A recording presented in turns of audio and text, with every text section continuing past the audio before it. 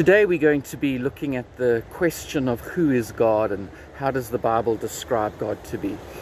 So before we start, take a few minutes and think about what comes to your mind when you think about God. What is the picture you hold of God? And it doesn't matter what picture. It doesn't matter if you've got the picture that the Bible describes. We're going to be looking into that today. Simply answer that for yourself. What comes to mind when you think about the question of God? And we're going to be looking today at simply how does the Bible describe God? And the most important question every person's going to have to answer at some point in their life is, who is God? What is God like? And our picture of God for so many of us is shaped by so many different variables in our lives. Every one of us holds some sort of a picture of God or the non-existence of God in our heart, and that image has been shaped by our circumstances, our upbringing, by what you've been taught. But every single one of us holds some sort of a picture of who we think God is deep down in our heart. And it's a very important question for us to answer. And we're going to be looking today very simply at how does the Bible describe God to be. I often use this example. None of us like to be judged by other people based on other people's opinions. So none of us like it when someone forms an opinion of us without having met us personally. I think none of us likes that. But so often we do that with God. We form an opinion of Him. We form a view of Him which is different to how, for example, the Bible describes Him. We form a view of Him based on how culture describes Him, or how society describes Him, or how social media describes Him. But we've never actually taken a moment to see how the Bible describes Him and allowed an image of Him to form based on the Bible's description of Him. And today we're just going to simply look at a couple of passages in the Bible that describe who God is. So the first point I'd like to look at is the Bible describes God as creator. In Genesis chapter 1 it says, "In the beginning God created the heavens and the earth. The earth was without form and void, and the darkness was over the face of the deep, and the Spirit of God was hovering over the face of the waters."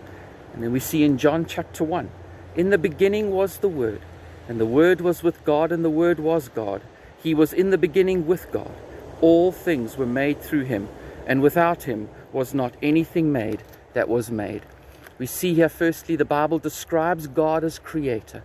There was nothingness, there was emptiness, and then God came in and spoke everything into existence. And I encourage you, go outside and go into creation and have a look around you at the mountains or wherever you are, or the sea. I'm standing here on the rocks at Glenken, and I'm surrounded by mountains here and waves. And when you look at a painting, for example, the nature of a painting tells you something about the painter. If you go and look at the Mona Lisa and the beauty of that painting, it tells you so much about the painter of that painting. In the same way, creation tells you something about God. When you look at the powerful waves crashing against the rocks, it speaks of God's power. When you look at the intricacy and the beauty of a flower on the pathway here, it tells you something about the beauty of God, or the size of the mountains. It speaks of His magnificence and His size. And creation just speaks of the magnificence of God and His power and His awesomeness. And so we see here the Bible describing God firstly as creator.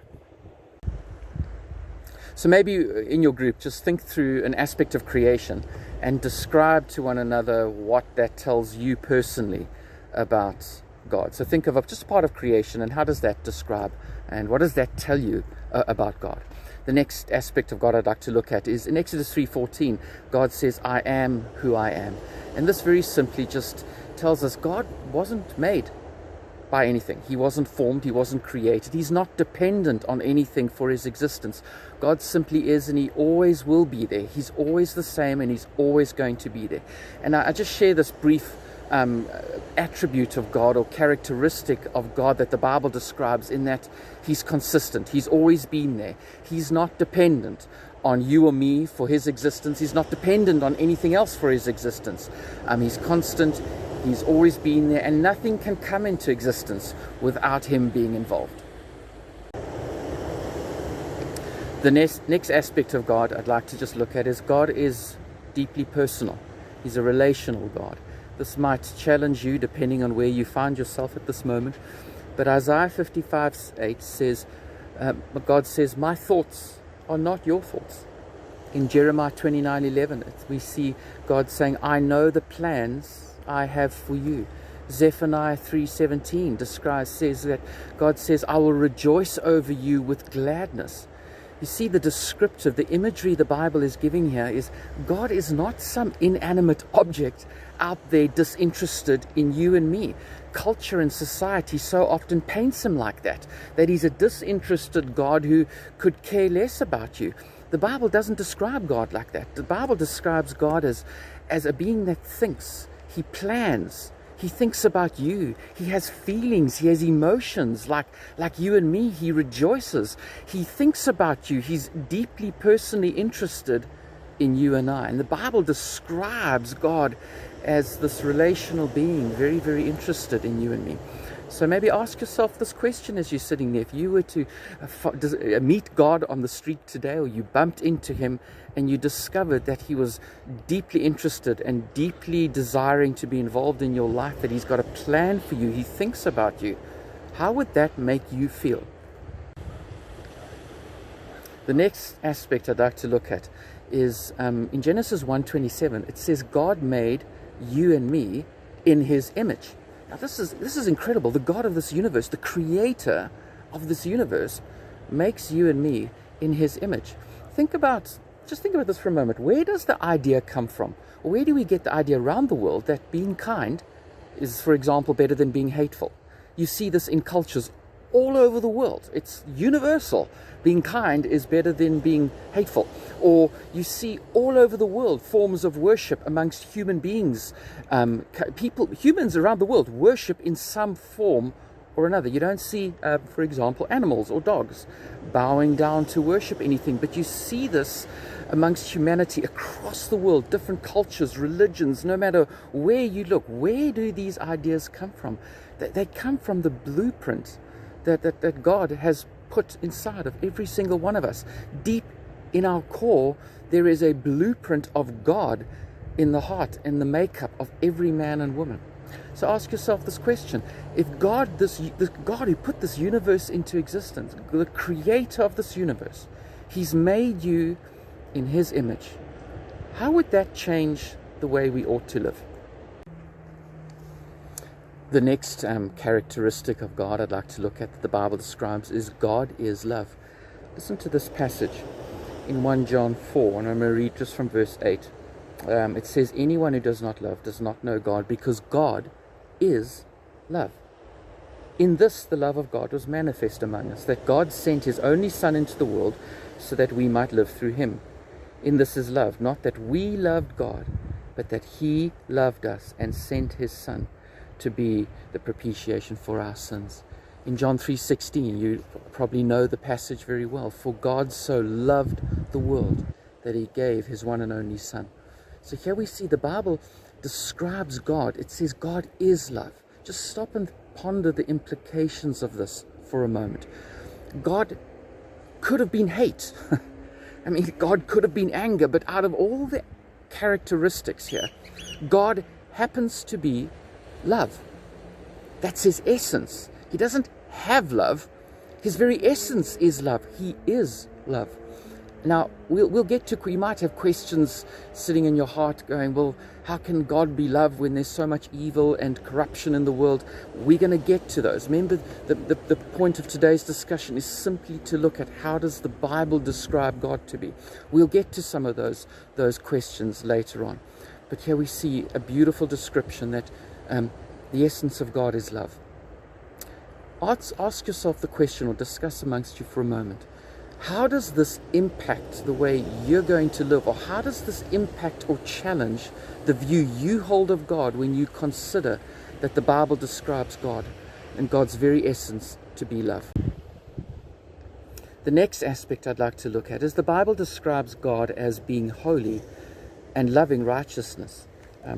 In 1 Peter 1 verse 15, it says, but as he who called you is holy, you also be holy in all your conduct. describes God as being a holy God. And another passage I want to read is Psalms 33 verse 5. It says, He loves righteousness and justice. The earth is full of the steadfast love of the Lord. And the Bible here describes God as being holy and loving righteousness. And this is why we see certain universal traits across the world amongst humanity. Remember, we're made in His image. It's why you see across the world people valuing righteousness over unrighteousness. People value kindness over unkindness. There's certain universal traits we see coming out in humanity around the world, and we should expect to see, and we shouldn't be surprised when we see us valuing these certain things as opposed to other things. The God that the Bible describes is one who's holy. He loves righteousness. He loves justice. And it really challenges the prevailing culture and view of God, which sees God as an angry God and who's after evil and wickedness. And the Bible doesn't describe God like that. It describes Him as a holy God. He loves righteousness. He loves justice. The next attribute I'd like to look at is the Bible describes God as gracious and merciful. I'd just like to read two passages here. Ephesians 2 verse 4, it says, But God, being rich in mercy because of the great love with which He loved us, even when we were dead in our trespasses, He made us alive together with Christ. For by grace you've been saved. And then in Psalm 86 verse 15, it says, But you, O Lord, are a God merciful and gracious, slow to anger, and abounding in steadfast love and faithfulness. And we see the Bible describing God as gracious and merciful. And maybe that challenges the idea you hold of God, because when we see God as gracious and merciful, it makes Him very approachable. Maybe you sitting there today and you don't see God as gracious and merciful, and maybe the Bible's challenging your view of God. Have you ever, use this as an example, have you ever formed an opinion of someone before you met them, and maybe it was a negative opinion, and then you met them, and you realize that your original opinion of them actually wasn't accurate, and you had to change your mind about that individual. I think we've all had that. I'm certainly guilty of that. And in the same way, often we form these opinions of God, and then when we actually find out who He is, we discover He's gracious and merciful, and He's really approachable, and we can come to Him with open arms. So the Bible describes here God beautifully as He's a gracious God. He's a merciful God. He's approachable. Think about this for a moment. How does that change the way you relate to Him? The final attribute I just want to look at is the Bible describes God as being a father. Two passages I just want to read. 1 Corinthians 8 verse 6 says, Yet for us there is one God, the Father, from whom are all things, and for whom we exist. And in Galatians 4 verse 6 it says, And because you are sons, God has sent the Spirit of His Son into our hearts, crying out, Abba, Father. And the Bible describes God as being a father, a loving, caring Father. And this is really probably going to challenge each one of us around the image we hold of God in the discussion we've had today. So many of us, including myself, have held images of who we think God is, and those images of God have been shaped by society, by our upbringing, by various circumstances. And as we read through the Bible, often we discover that the image we hold of God is not reflective of the image the Bible describes of Him. We've seen today the Bible describing God as a merciful God, a kind God, a God who loves righteousness. He loves justice. He's the creator. He's all powerful. Look around you at the immensity of who this God is. He put this universe into existence. He's personal. He's interested in you. And to top it all off, the Bible describes Him as a father that we can approach, that we can come to. And these descriptions of God the Bible gives us an indication of how the Bible describes God to be. And as we close off today, maybe just stop and discuss amongst yourself, how has the discussion today, or what is one aspect of the discussion today that has challenged your image that you hold in your heart of God?